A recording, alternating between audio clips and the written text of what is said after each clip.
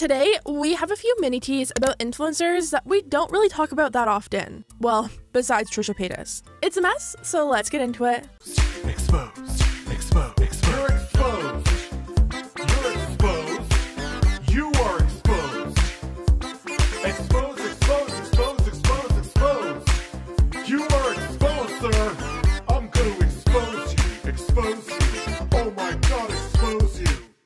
So, Addison Rae has got herself into a lot of trouble this week. I swear this girl's PR team must be on summer holiday or something, because normally Addison isn't this messy. A few days ago, Addison posted a photo at a UFC event with a microphone and captioned it, "I studied broadcast journalism in college for 3 whole months to prepare for this moment." This tweet ended up going kind of viral, and not for the right reasons. Journalists everywhere were dragging Addison and accusing her of stealing jobs from more qualified people just because she's TikTok famous. We all know life isn't fair, but to brag about how unqualified you are is a special level of tone deaf. That's cool. I went for 4 years and graduated towards the top of my class and work at a factory. Must be nice to not have to work for anything. The backlash got so bad, Addison tweeted, "Never mind, y'all got me fired." Turns out, Addison never even had a job at UFC. It was supposed to be a joke because Addison actually did go to school for broadcast journalism, but dropped out once TikTok started to take off. The UFC actually confirmed to Vice.com that she was never even hired, writing, "She was not there in any official capacity, nor did she have a role as a reporter or a broadcaster for the weekend. She wasn't paid."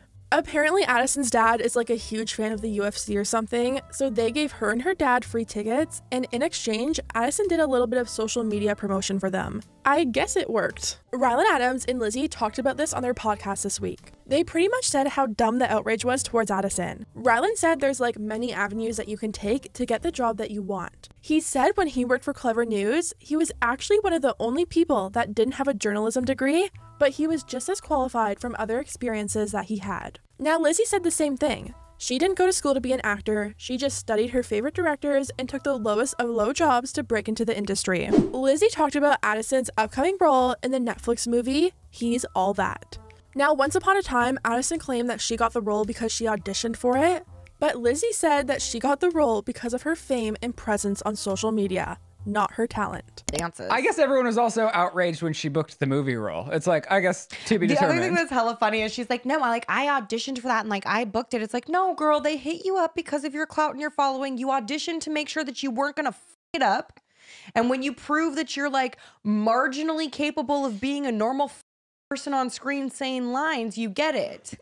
But you didn't just get that audition and that producer session based off of your merit and your talent, because honestly, I've seen enough to know that it's not a real thing. But she set herself up for success enough and leveraged that to get the job. Yeah. I'm just saying, like, hate, like we shouldn't be hating on people. Like, no. You can go the traditional route or you can go a different route, and that's more of a gamble, but it's also sometimes more of a payoff. Speaking of Addison, she's also getting called out for fangirling over Donald Trump. The Nelk Boys posted a vlog from the UFC fight, and they actually secretly filmed Addison Rae running up to Donald Trump saying that she had to introduce herself to him. Talk out of the way, man. I'm Addison. Nice to meet you. I have to say hi. Hello. It's like, buddy, you know? Nice to meet you. It's buddy, you know? Addison Rae, exposed.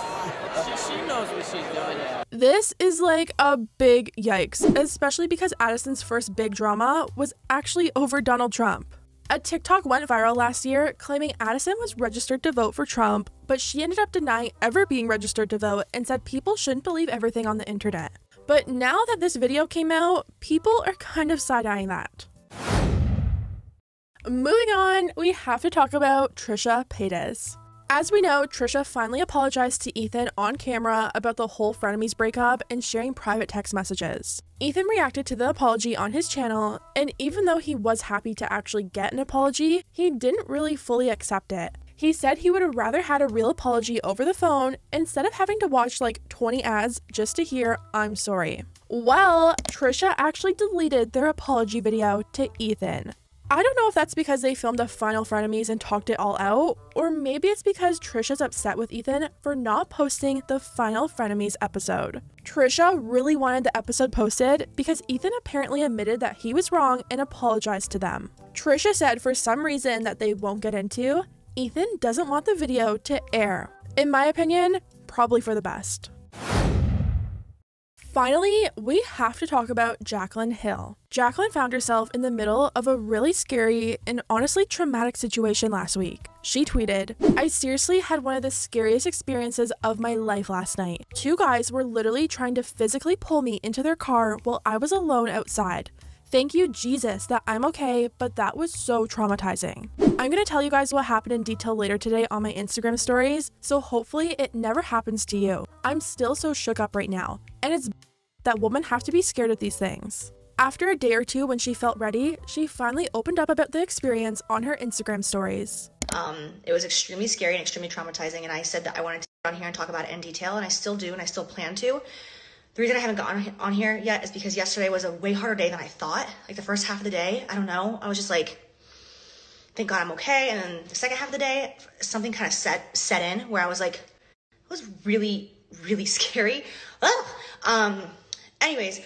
A lot of people were sending really thoughtful messages to Jaclyn, hoping that she'll be able to mentally recover from such a scary situation. Yet some people did the exact opposite. There were actually people trying to accuse Jaclyn of lying to try and deflect from her bronzer situation. Jaclyn dropped a new collection of bronzers, and the shade range was honestly horrible. She had like 5 shades that only work for people of Jaclyn's skin tone. Jaclyn was getting dragged online, and rightfully so. A lot of people were calling her out because her collection is called Hot Girl Summer, which, as we all know, was coined by Megan Thee Stallion, yet no one with a deeper skin tone than Jaclyn would even be able to use these products. Try incorporating people with deeper skin tones while developing your products. You should not wait until you're launching the product and leaving people out. 6 shades, 2 light, 2 medium, 2 dark. Wouldn't have been that hard. Kinda sad that the darker skin girls are completely left out of the limited edition collection for the bronzers. Even though Jaclyn's shade range is a complete joke, I really don't think she would lie about an extremely scary situation to try and somehow deflect from that. Jaclyn actually spoke out about people accusing her of lying, writing, "The fact people are accusing me of lying about what happened to me this weekend is absolutely disgusting. You are the reason why so many people don't speak up about things that happen to them." On social media, seeing people say that I'm doing this for attention or I'm making this up has got me so livid. I can't even put it into words. I'm so angry over this. People who are accusing me of lying about a guy grabbing me and another. Yesterday, my mom spent the entire day such a wreck, you know, for better lack of words, just over the thought of what could have happened. And then there's people out here saying that I would lie about this. It just says so much more about your character than it does about mine. And that's exactly it. I mean, even in Jaclyn's live stream, you can just hear it in her voice how scared and shook up she was days later. To accuse someone of lying to somehow deflect from having a bad shade range honestly seems like a massive reach. Anyways guys, let me know what you think about everything down below. If you liked the video, hit the thumbs up button because it really does help my channel, and I'll see you next time.